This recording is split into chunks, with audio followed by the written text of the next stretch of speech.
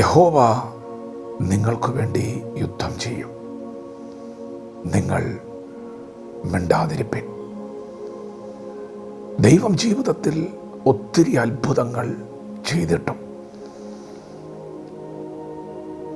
നാളുകളായി അടിമത്വത്തിൽ കിടന്ന നിന്നെ അടിമത്വത്തിൽ നിന്ന് പുറത്തു കൊണ്ടുവരുവാൻ ദൈവം കടാക്ഷിച്ച് ദൈവത്തിൻ്റെ അത്ഭുതങ്ങളും അടയാളങ്ങളും വെളിപ്പെടുത്തി അടിമത്വത്തിൽ നിന്ന് നിന്നെ പുറത്തു കൊണ്ടുവന്നിട്ടും വീണ്ടും പിന്തുടർന്നു വരുന്ന ചില ശക്തികളെ നോക്കി ദൈവം പറയുന്നു, നിങ്ങൾ മിണ്ടാതിരിപ്പിൻ. യഹോവ നിങ്ങൾക്ക് വേണ്ടി യുദ്ധം ചെയ്യും. പെസഹ കുഞ്ഞാട് അറുക്കപ്പെട്ടിട്ടും ആ രക്തത്തിൻ്റെ മുദ്രയാൽ ഒരു വിടുതൽ ലഭിച്ചിട്ടും വാഗ്ദത്ത കനാലിലേക്കുള്ള യാത്രാമധ്യയിൽ പിന്തുടർന്നു വരുന്ന ചില ശക്തികളെ നോക്കി ദൈവം പറയുന്നു, ഞാൻ യുദ്ധം ചെയ്യും, നിങ്ങൾ മിണ്ടാതിരിപ്പിൻ. പ്രിയപ്പെട്ടവരെ, നമ്മുടെ പോരിൻ്റെ ആയുധങ്ങൾ ജഡീകങ്ങളല്ല. എന്നാൽ നമ്മുടെ പോരിൻ്റെ ആയുധങ്ങൾ ശത്രുവിൻ്റെ കോട്ടകളെ ഇടിക്കുവാൻ ശക്തിയുള്ളതാണ്. ലോകം കണ്ടതിൽ വെച്ച് ഏറ്റവും വലിയ യുദ്ധം നടന്നത് കാൽവറിയിലാണ്.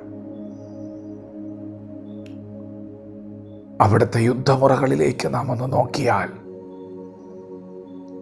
യേശു കർത്താവ് ധരിച്ച ആയുധം താഴ്മയാണ്. യേശു കർത്താവ് ധരിച്ച ആയുധം സൗമ്യതയാണ്. അവൻ്റെ മൗനം ശത്രുവിൻ്റെ കോട്ടകളെ തകർക്കുവാനുള്ള ആയുധമായിരുന്നു. പ്രിയപ്പെട്ടവരെ, നിങ്ങൾ മിണ്ടാതിരിക്കുവിൻ. നിങ്ങൾക്ക് വേണ്ടി പ്രവർത്തിക്കുന്ന ഒരു ദൈവമുണ്ടെന്ന് അറിയുവിൻ. പ്രാർത്ഥിക്കുന്നവനെ ദൈവം മറികടന്ന് പോകുകയില്ല. നിലവിളിക്കുന്നവനെ ദൈവം മറികടന്ന് പോകുകയില്ല. ഈ ദിവസങ്ങളിൽ നീ ദൈവസന്നിധിയിലാണ് മുഴങ്കാലും മടക്കാൻ പോകുന്നത്. അങ്ങനെയെങ്കിൽ നിനക്ക് വേണ്ടി പ്രവർത്തിക്കാൻ പോകുന്ന ദൈവമാണ്. പ്രാർത്ഥന എന്ന് പറയുന്നത് ആശ്രയമാണ്. നിന്നെ കൊണ്ട് കഴിയാത്തതിനെ സാധിപ്പിച്ചു തരുന്നൊരു ദൈവം,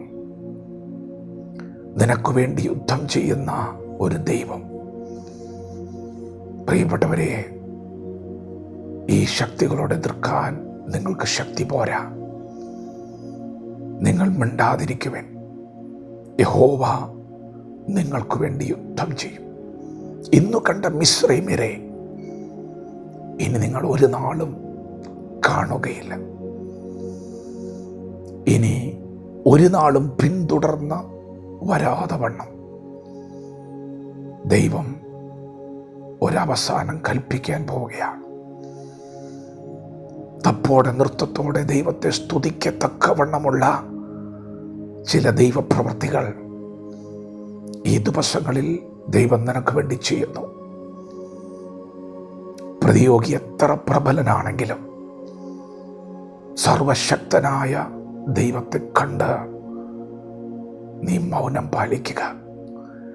ദൈവം നിന്റെ വിഷയത്തിൽ ഇടപെടുമെന്ന് അറിഞ്ഞ് മൗനം പാലിക്കുക. അപ്പോൾ തന്നെ ദൈവസന്നിധിയിൽ മുട്ടുകൊത്തുക, ദൈവസന്നിധിയിൽ ഹൃദയം പകരുക. അതെ, ഇന്ന് കണ്ട മിസ്രൈമിനെ ഇനി നീ ഒരു നാളും കാണുകയില്ല. വചനത്തെ ഏറ്റെടുക്കുക. ദൈവം നമ്മെ ഓരോരുത്തരും ഈ പകൽ അനുഗ്രഹിക്കുമാറാകട്ടെ. ആമേൻ.